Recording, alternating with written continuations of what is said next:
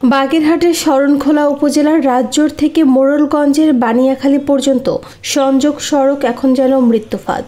রাজজোড় আমতলীর প্রধান সড়ক থেকে লাদেন মোড় হয়ে বানিয়াখালীর পথে একাধিক স্থানে তৈরি হয়েছে বড় বড় গর্ত। বর্ষায় এসব গর্তে পানি জমে থাকে দিনের পর দিন, ফলে যাতায়াতে নাজেহাল হচ্ছেন স্থানীয়রা। প্রতিদিন এই সড়ক দিয়ে 2 থেকে 3 হাজার মানুষ চলাচল করেন। ব্যবসায়ী, চাকরিজীবী, কৃষক ও শিক্ষার্থী সহ নানা পেশার মানুষ। ইজিবাইক ও ভ্যান চালকদের অভিযোগ, রাস্তাটি এতটাই খারাপ যে যাত্রী বহনে লোকসান গুনতে হচ্ছে। চাকা ফেঁসে যানবাহনের যন্ত্রাংশ নষ্ট হচ্ছে ঘন ঘন। ভাই, রাস্তাটা ক্লিয়ার থাকলে গাড়ি ভালো চলে এবং গাড়িও ভালো থাকে। এই রাস্তা খারাপ হওয়ার কারণে আমাদের অনেক ডিস্টার্ব হয়।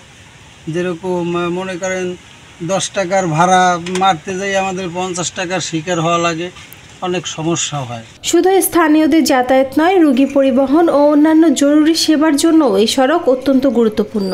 দ্রুত সংস্কারের দাবি জানিয়েছেন স্থানীয়রা, না হলে ভোগান্তি আরও বাড়বে বলে আশঙ্কা করছেন তারা।